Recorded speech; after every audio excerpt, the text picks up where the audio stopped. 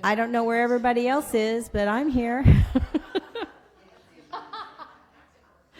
Well, let's start off here today. So we have some announcements today. First of all, if you're here for the very first time, would you mind standing up and letting us acknowledge you?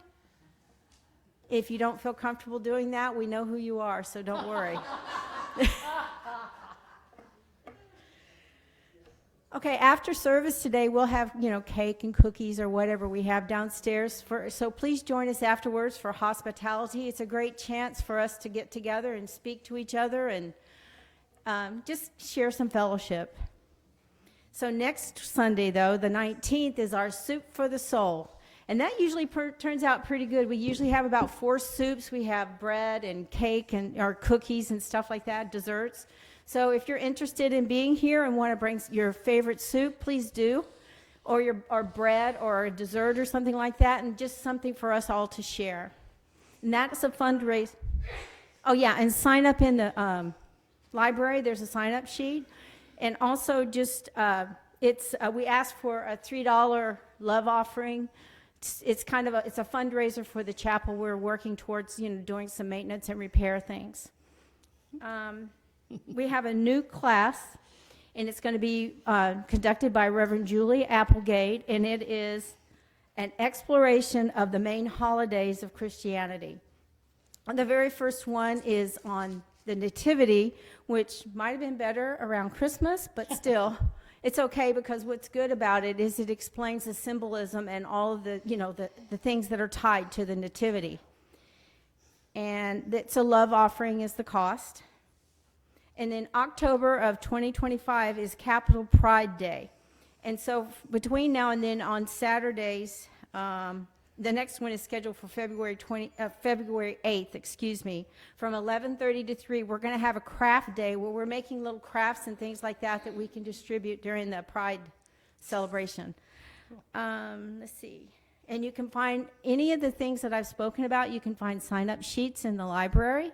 So please sign up and come and join us, and let's have some fun and do some fun things together.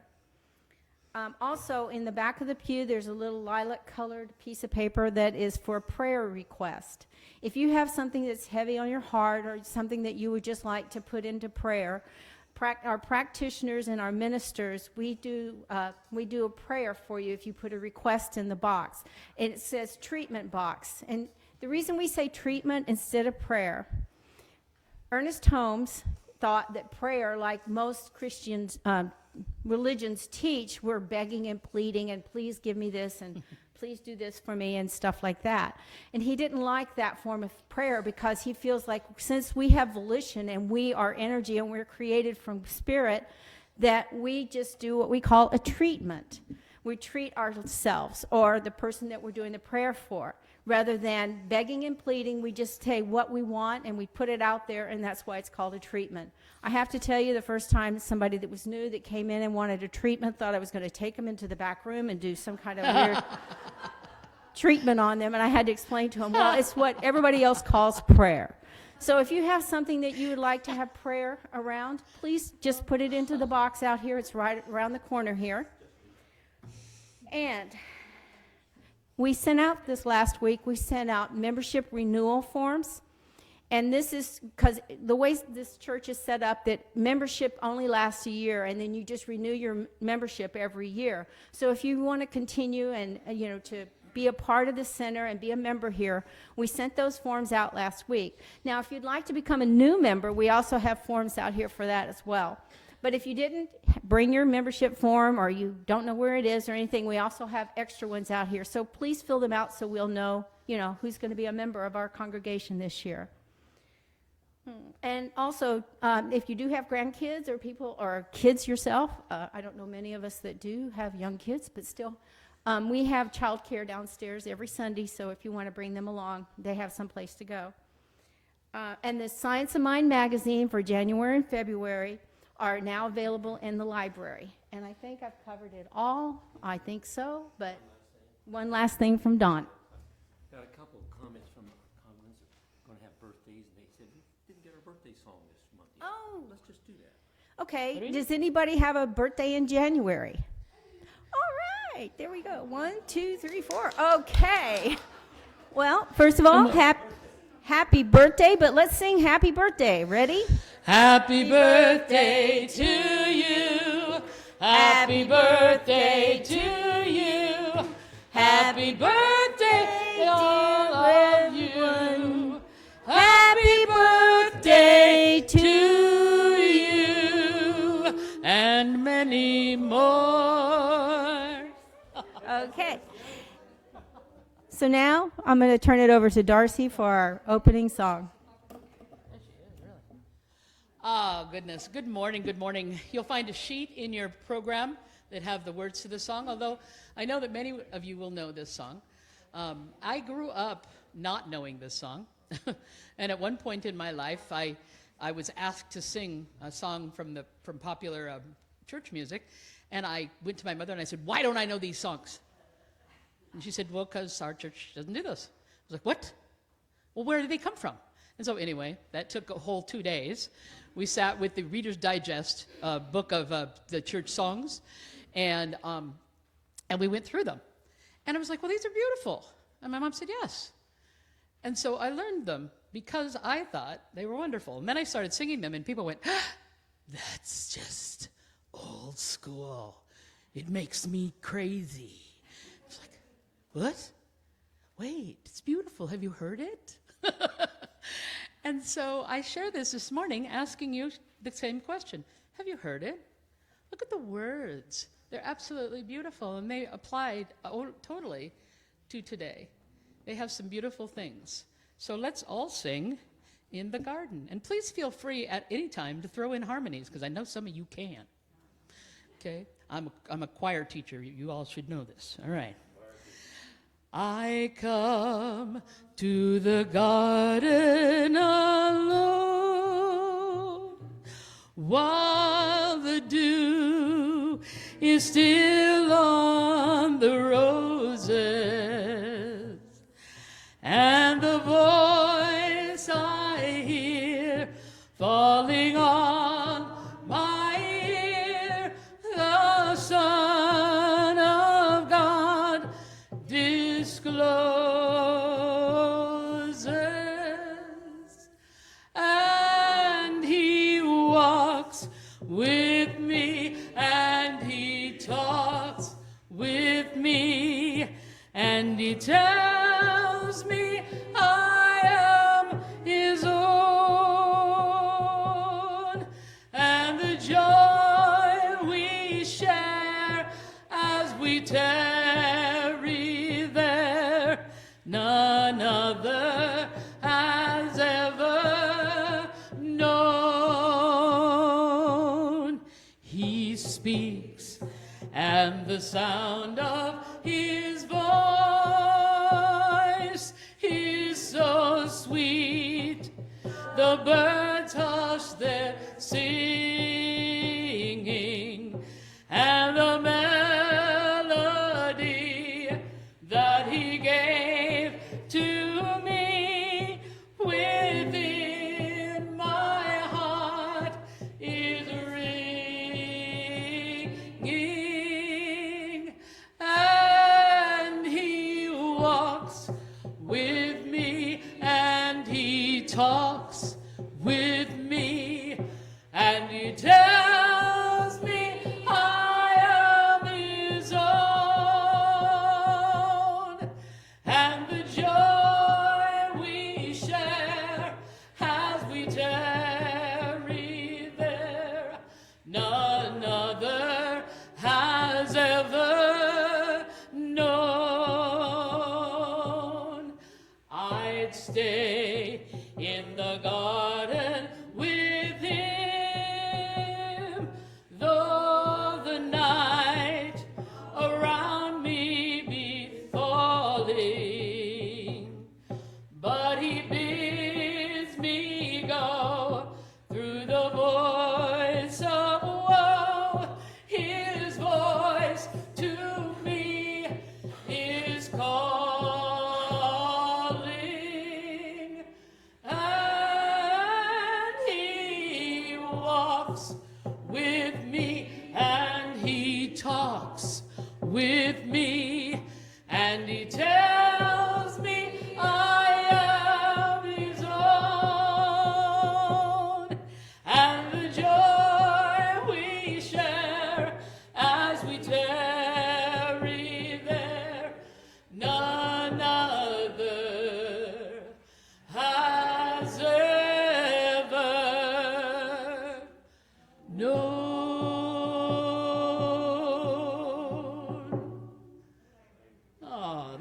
gorgeous. Look at that. Give yourselves a hand.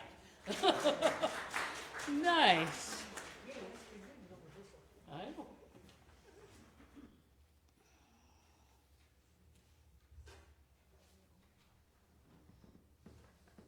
Oh, ooh, I'm sorry. Oh, we have that. Oh, we have the. Yeah. We have a song for the invitation of prayer. And this may be a song some of you are familiar with. This is actually in the hymnal, of a couple of hymnals, but it's definitely in the Unity hymnal, I know. But it's a beautiful song, and if you know it, please sing with me. If you don't, I'll sing for you. In the silence, there is a sacred place, a secret meeting place. Love is there. In the silence, where every color blends and every rainbow ends, God is there. In the light, now you find that you know peace of mind. In the silence, your path is paved in gold, and all your dreams unfold. Love is there, peace is there, truth is there, God is there.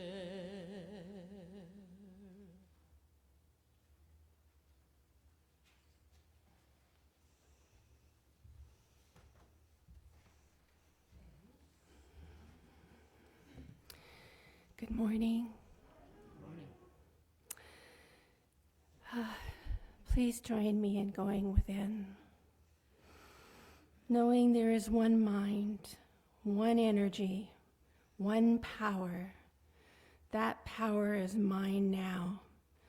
What I know to be true for myself, I know to be true for everyone everywhere. Our hearts and minds are open and receiving the abundance of loving kindness surrounding us by the One at all times. We are filled with joyous warmth. We are open to receive the message of the morning, the talent of the musicians, and the fellowship with like minds brought to us this very morning. With grateful heart, I release these words to the law. And if you agree with any of this invocation, please say with me, and so it is. We now have a group affirmation. If you will open your program and say with me, as I clear any mental and emotional clutter I am holding, I create room for greater receptivity to divine truth. Thoughts that no longer serve me are gently replaced with ones that align with my highest good. This can open doors for a new way of life, and so it is.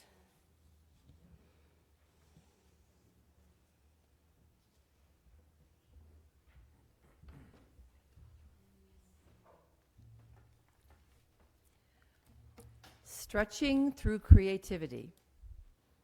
Today's reading from the Science of Mind comes from the January 7th Daily Guides on page 40.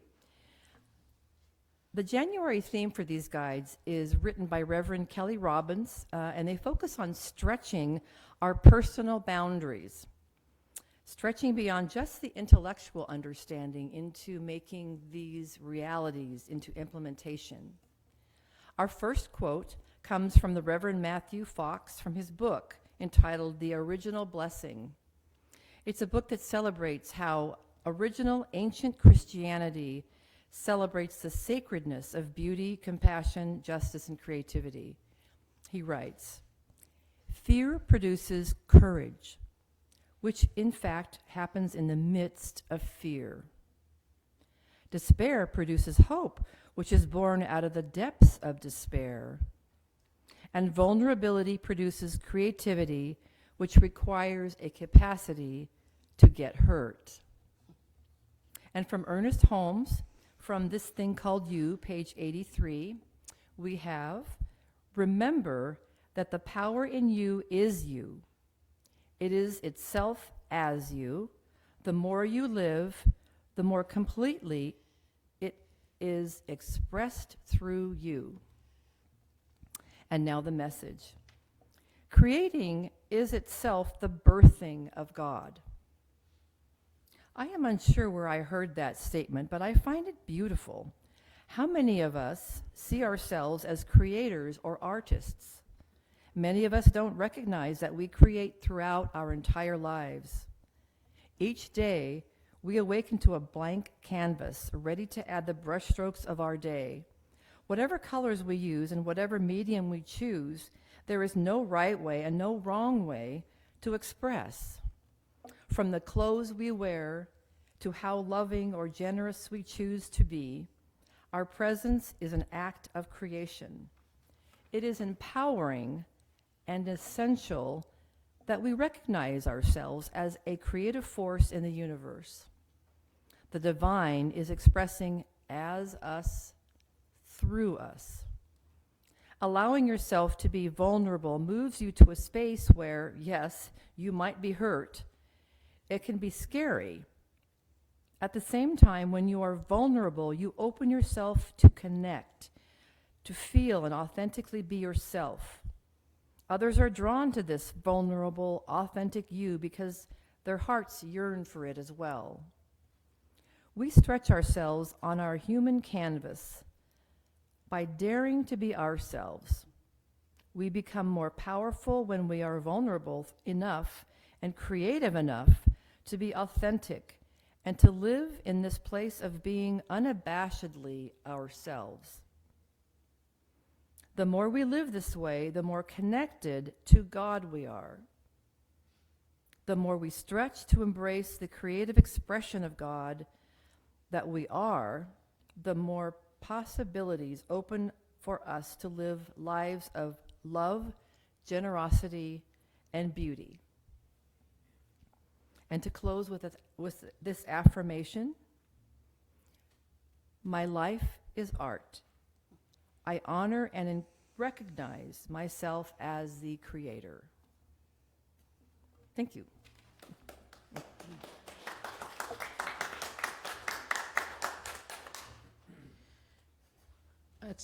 I love that. As a performing artist all of my life, I have had to find that place where I could come authentically. And there were times when I was, I just wanted to sound good, or I just wanted to show off because I could. How loud could I be? How high could I sing? And then I got to that place where I realized that wasn't fulfilling for me, and that I needed to find that space where I was presenting my gift in an authentic way.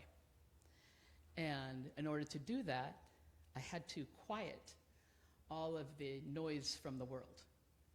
I had to say, it doesn't matter how high you can sing. It doesn't matter how loud you can sing. What are you giving? What are you saying? And in order to find that, I learned early on that I had to find a quiet place inside me.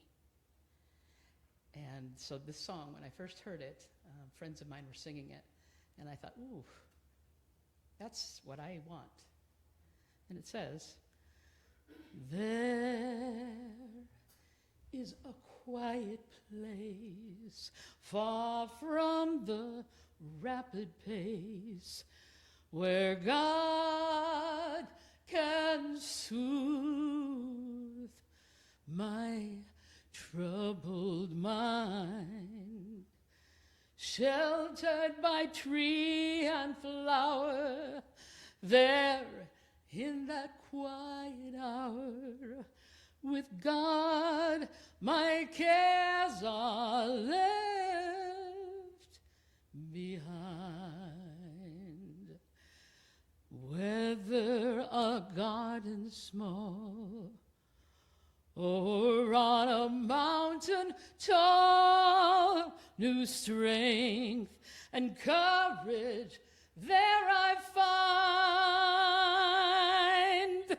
Then from this quiet place I go prepared to face a new day with love for all mankind. A new day with love for all mankind.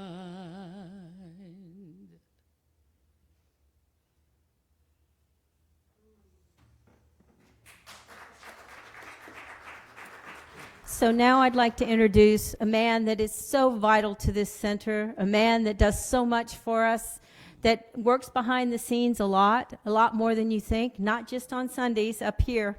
But anyway, please welcome Reverend Don Kerr.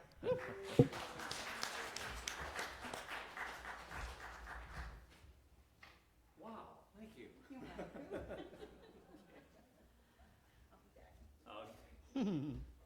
Oh, goodness gracious, yes. Good morning. Quiet Place. That song reminds me of another song. It's just similar. I thought I heard Darcy sing it one time.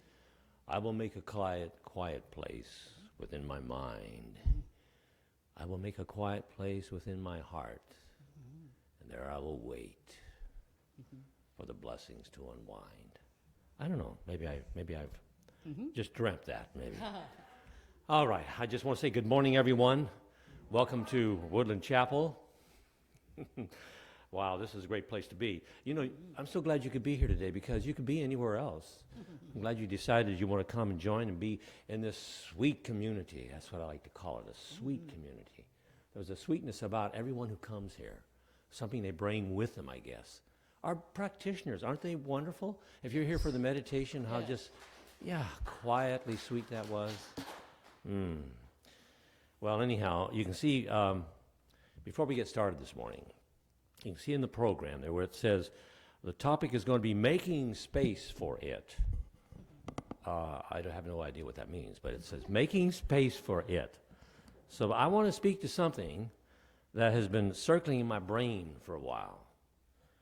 I know that when I commit myself to come to an event, to a place like Sunday morning here at Woodland Chapel, I'd like to be more than just entertained, with stories or wisecracks or jokes. Or the music is important, and I love to be entertained. I like jokes. I like wisecracks. I just love to have my belly feel good after I laugh. It's just good. But I really want to leave feeling that I got something good. And as part of that feeling good, I like it when it feels satisfyingly good, to get maybe some information that I didn't know before, or some confirmation about what I really did believe or feel. Maybe about the teachings and the guidance that comes from knowing about that for any religious or spiritual organization. If I just got something out of what's this all about anyhow? This is a house of faith. I know it's called Woodland Chapel. It's called Center for Spiritual Living. What's that all about? You see, last week, Reverend Moore shared with us in a back to basics starter message, as what I like to call it, because he included interesting stories and examples of how our spiritual mind prayer those steps that we use, incorporate the basic understandings of religious science, the philosophy. And today, Cheryl kind of slid that in there too, about those steps, that spiritual mind treatment that we use. But he opened the door for us to see past just the philosophy and be active, have an active understanding on just what is the power that really is the law of the universe, and how that power really is Spirit God, and always available, always ready, always working 24/7. Good stuff to contemplate. That was good to hear. Now, a couple months back, I had an interesting experience that came back to give me pause and ponder. And I began to think about today's message. It has to do with the words doctrine and principle. Now, let me tell you about my experience. I had officiated at a wedding last summer, and it was hot. It was 102 or something like that. It was outside in a pasture, in a farm. But it was a great get-together. It was great music, and I felt good. I felt sweaty and good, and it was beautiful. And there was another couple that was there. They just loved that, and they were going to get married. And they came to me, and they said, "Oh, please, yes, okay, fine." I set it up. And so I was at a gathering then with them, this young couple, and their family to discuss their upcoming wedding plans. And during the visit, there were some friends of the young couple. They wanted to have a private conversation with me, just a moment. And so I said, sure. So we went into another little corner of the room, and they just immediately started out by asking me a question. "Pastor Don?" they said. "Oh, at Pastor Don." They had me at Pastor Don. "Just what is the doctrine of your church?" Pastor Don. That gave me a clue about their direction of conversation. Doctrine is this kind of word heavy with meaning, but they didn't give me a space to respond, not a second, because in the very next breath of words, their real concern came out. They stated, "We just don't understand why Jeremy and Susan didn't ask our pastor to officiate for them." And they smiled up sweetly at me. I was standing there, and they were sitting down, while boring me with their eyes, really. Well, I smiled back, and it just came out. The words just tumbled out. And I said, it does seem that Jeremy and Susan have a mind of their own, and they do seem to be so mature and ready for this important step. And don't we just bless them with all the happiness we can give? Do we not? And there was just a fraction of a silence in there. And then the man dropped his gaze. He stood up, and he reached out for my hand, and he said, "Come along, dear. I'm sure Pastor Don has lots more to do." And he got up, and they made their way to the kitchen. And I was standing there, and Pastor Don breathed a sigh of relief. So doctrine, the word doctrine, the question asked, what is my church's doctrine? I had let that word, let me tell you, I had let that word slip away from my spiritual vocabulary long ago when I became a minister of this wonderful place. Woodland Chapel, is our original name. We've kept that. And it is originally known for being a church of religious science. And that science hasn't changed, as far as I know, as far as I see, as far as I feel. But in my past life experience with standard church teachings, my grandfather was a born-again preacher, bring people to the altar every morning, Sunday morning. And I thought they were very much full of doctrine that I was being filled with. And that was one of the reasons I was drawn away and into metaphysics and New Thought and finally religious science. I knew I was prepared and ready by the time I found religious science and the word doctrine had faded into my past. It may be that some who visit us for the very first time, and they're unfamiliar with the broad teaching of science of mind, they might feel puzzled or maybe uncomfortable with some of our philosophy. They may miss some of the wonderful, worshipful words of Scripture every Sunday that comes along and struggle maybe with understanding the idea when we speak of oneness and wholeness, the perspective of God within us. I realize that because I've had people approach me on it. And so we're here today in this sanctuary in a house of faith and worship. Yeah, okay. It was once called a church, and now it has the title Woodland Chapel Center for Spiritual Living. So what's the difference between a church and a center for spiritual living? Really? Woodland Chapel was once called Salem's first church of religious science. And why the name change in Salem's first church of religious science to first church of spiritual living? It is the first church for spiritual living. Now we're talking about change of titles, basically, really. But there's a little more to it than just a change of titles, a changing of the name. You see, time moves on. Time doesn't stand still. Time is man created, of course, but the universe is moving on. The universe is expanding. We're along with it. Things do change or evolve. And what's important is that the changing or the evolving should serve a greater good. Not just change for change's sake, not just to change a name to make it catchy or more sellable, like an entertainer changing their name and making themselves more acceptable and sellable. I think something else is going on. It seems that we in ministry, and I'll bet you most every one of you have the same observation if you just think about it. More people, it seems like, more and more, like to refer to themselves as spiritual in their beliefs rather than religious. Many will say, have you heard this before? Have you said it before? I don't consider myself religious, but I do consider myself spiritual.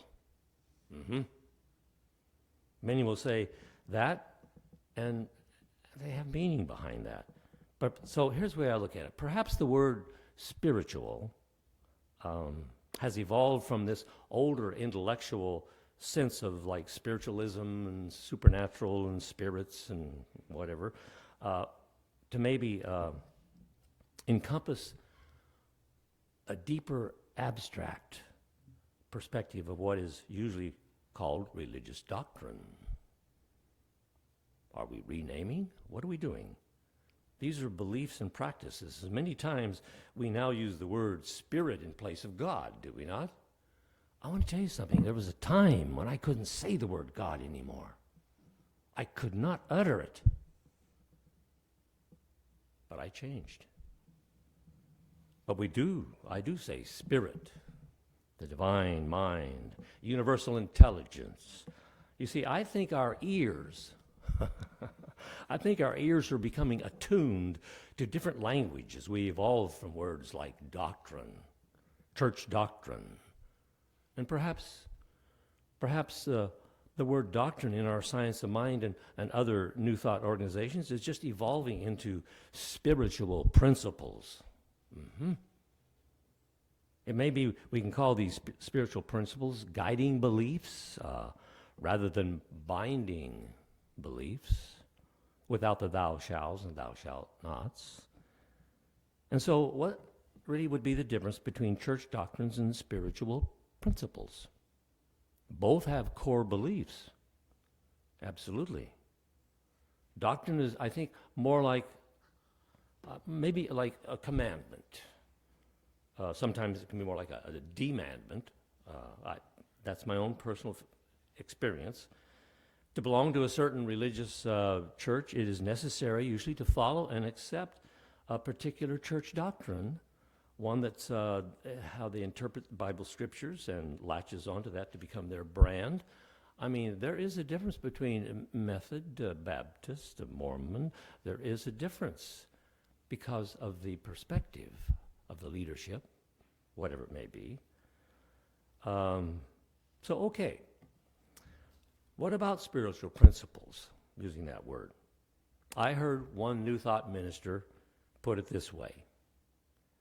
She said Spiritual principle is more like an invitation to explore life and reality foundationed upon a core belief of unity, oneness, wholeness. And Dr. Holmes, we know who he is, most of us. If you don't, he's a major contributor and the founder of the Science of Mind teachings. He's supposed to have said something like this. I just remember it being said, and so I'm just maybe paraphrasing, but he said, don't take for truth anything that I say or that this philosophy, what it teaches. Just take it into your own life, and in that laboratory of living, see if it works for you. Yeah, prove it in the laboratory of your own life. We're not going to give you a doctrine. We're going to give you an opportunity. An invitation more than a declaration, doctrine. And when we investigate the meaning of a principle of anything, really, when you think about this, or when I think about it, I'm really finding a core belief that makes up a foundation, something I can stand upon and stand for, but never have to stand against any other core beliefs. Yeah. While a doctrine may demand obedience for the one way to behave and serve the beliefs holding it together, it seems that, to me, when we investigate the meaning of a principle of anything, again, it's something we learn that we can stand upon, we can stand for, and again, not have to stand any core beliefs that hold religious significance.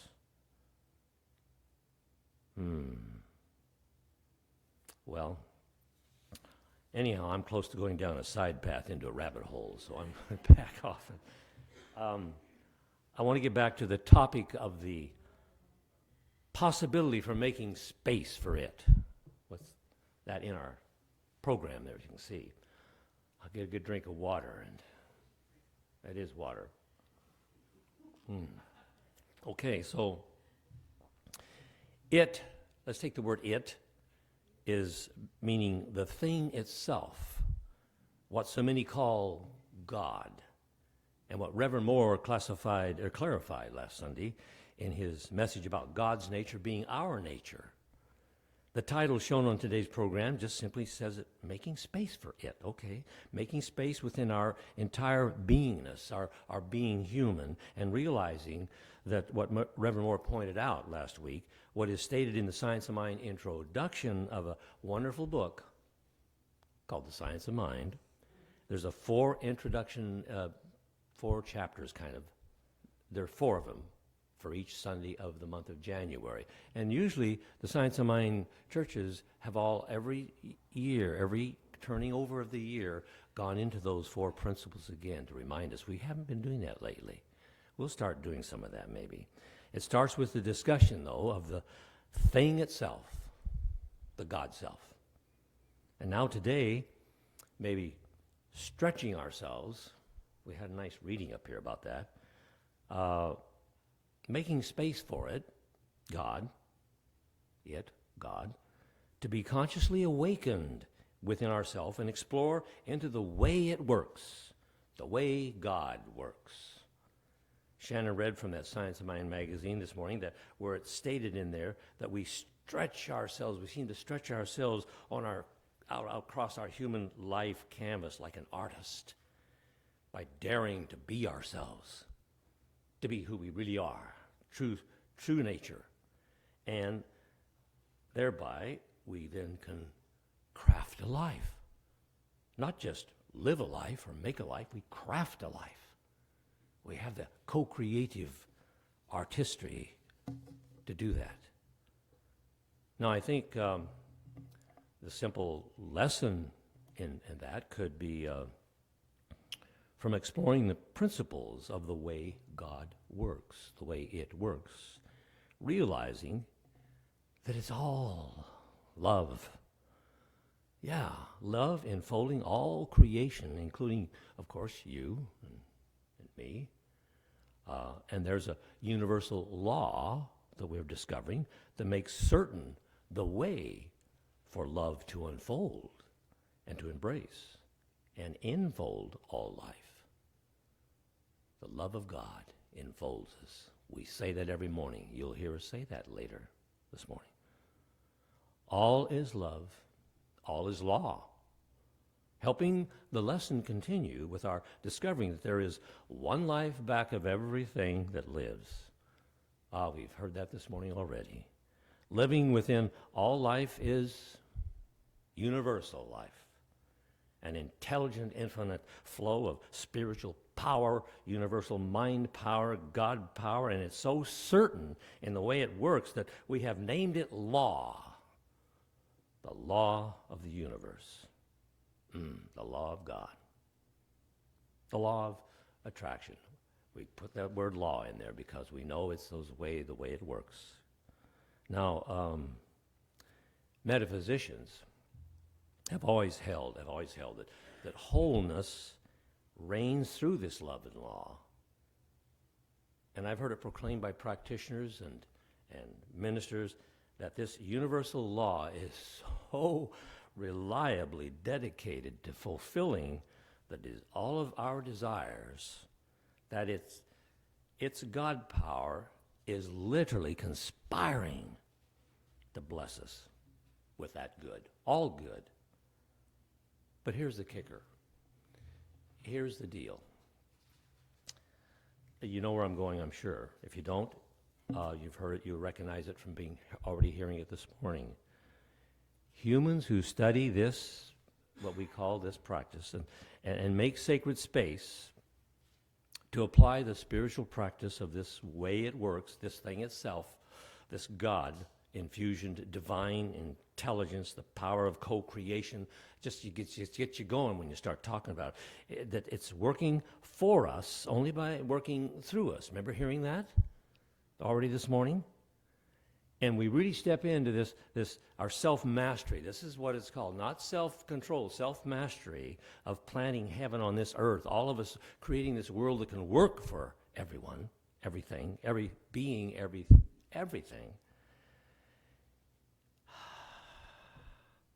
When we understand it's not just some spiritual magic trick, we discover that the thing itself, is working for us, through us, as us. Ooh, that's the final realization, as us. You've heard some of the times it's been said, I may not be all that God is, but all that I am is God. Well, it's almost the other way around. But that's another story. We solve the mystery of why we have been given birth on this earth. We do this. We really are the expressions of God power in form on this planet. And why is to be fully human. To be fully human. No shame in the game of life. Not really. Shame is created by human misunderstanding of the desires and the impulses that are bent the way we can do it at the moment. Anyhow, given life with a body, a mind, and a soul, that it's just rich with these faculties of possibilities. And then we have this co-creative privilege. Wow, we have this power of choice. Of all the creatures on earth, think of that. Whoa.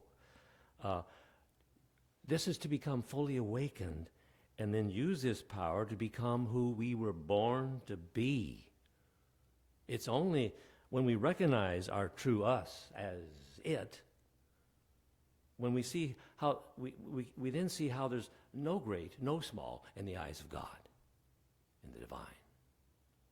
It is. Every inch of your skin holds divine radiance. It does. It covers your physical body, and your body holds all your bones and physical organs, and it's a miracle of you and me, and we hold the possibility of belief and faith waiting to be triggered by love and law, propelling us upon our paths of human endeavors. Yeah. We are literally being propelled upon our paths of human endeavors. We have the miracle of empowerment. My God, we are empowered with this. Empowered by the power of this law of life. We can't change it one whit, don't want to change it one whit, but we can use it. We can use it. It guarantees us that we can create and demonstrate using this one power, but we only manifest and demonstrate our intentions and our desires to the degree of how much we're willing to accept, how much we can believe, how much we're ready to receive, how much. We keep saying, we keep quoting, I hope we never keep quoting from this podium right here, it is done unto us as we believe, really believe. Not what we wish for, not what we hope for, but what we really believe. Now, someone might say, I don't know what to believe. I don't know what I believe. They may be at that point. But all I can say to that at the moment, don't we want to know, though? Isn't it satisfying to have a faith in something that raises and praises us and makes us feel worthy? Don't we find sweet satisfaction in exploring what makes us feel loved and supported and ready to explore in the laboratory of our living moments and days? That's what this philosophy is all the time giving us, that opportunity. We talk about change your thinking, change your life. Well, sure, change your thinking, change your life. That's just part of it. Almost like a child. Growing into what we can believe. You know, I'll bet you thought I was forgetting that there's a favorite joke that I like to tell about children and believing and wanting to know and all that. And I think I know I need to close, but I want to tell you this joke. Just have patience with me here. I discovered this a couple years ago.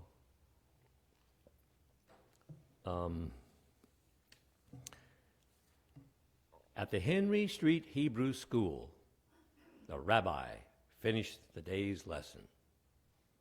It was then for the usual question period. Rabbi, asked little Walter, there's something I need to know. What's that, my child? Asked the rabbi. Well, according to the scriptures, the children of Israel crossed the Red Sea, right? Right. And the children of Israel built the temple, right? Right. And the children of Israel beat up the Philistines, right? Well, again, you're correct there, reassured the rabbi.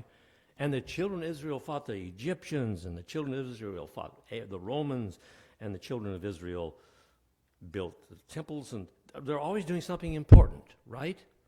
Yes, but what's your question, my child? What I need to know, demanded Walter, is when this was all going on, where were all the grown-ups?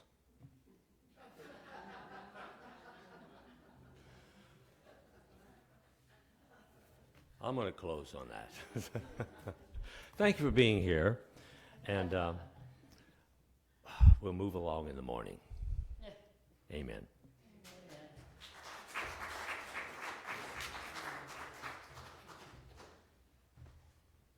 Oh, goodness. Where were all the infants?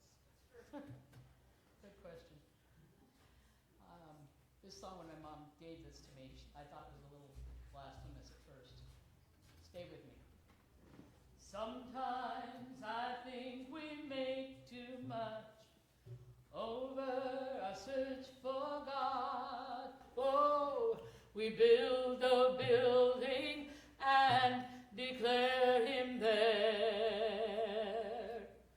Oh, we find a quiet place, all sun and air, and search the stillness for Him there.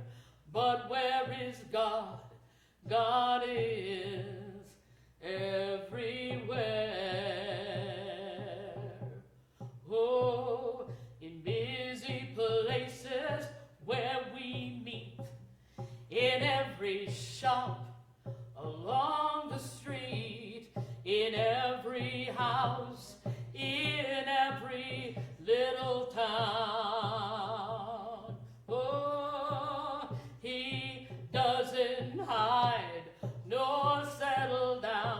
in just one place. He's all around, thank heavens. God can always be found everywhere. Oh, yes, even in the noisiest places, too, God does abide. He is there live. He's there inside of you.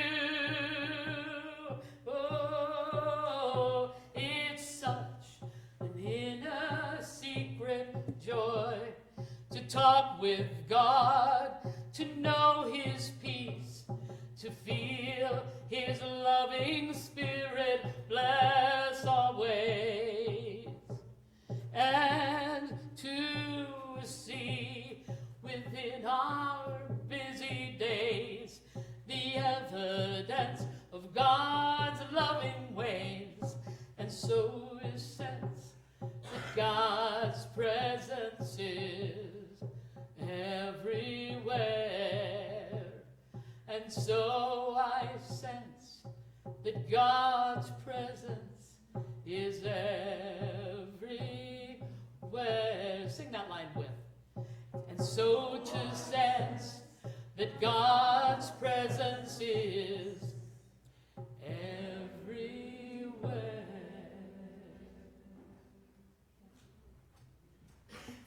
Now's the time in our service for our offertory. Would Shannon and Taryn please come up?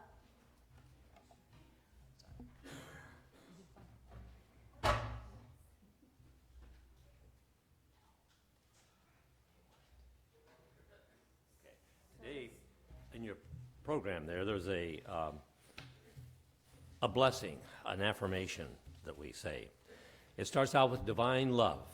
Divine love, moving in and through me, blesses and multiplies all that I am, all that I have, all that I give, and all that I receive. Thank you, God. And so it is. And you have at the bottom of that sheet an offertory. Blessed always, for the arms of God surround us. Let our joy be so triumphant that we rest in God and say amen.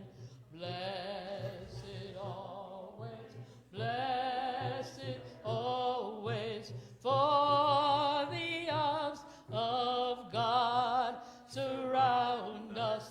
Let our joy be so triumphant that we rest in God and say amen. Reverend Moore, would you come forward and bless our offertory?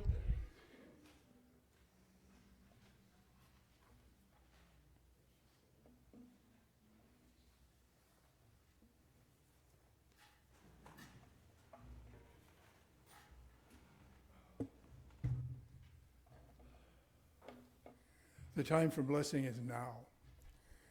In the eternal awareness of the infinite mind of God, there is the presence of the now, the presence of divine love, the presence of divine joy, the thing itself expressing in its beautiful creativity.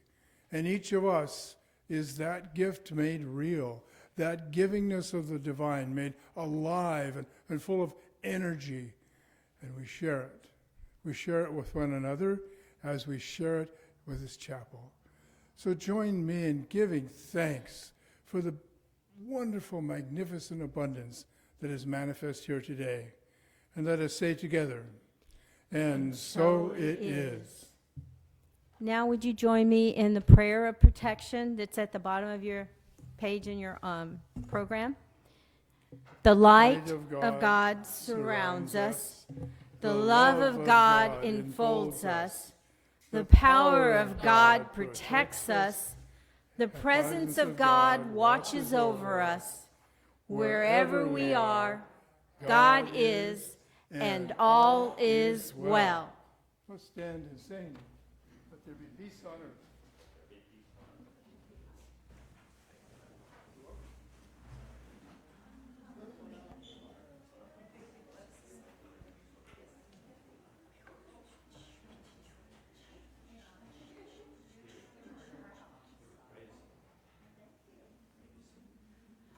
Let there be peace on earth, and let it begin with me. Let there be peace on earth, a peace that was meant to be, with God as creator, family all are we. Let us walk with each other in perfect harmony.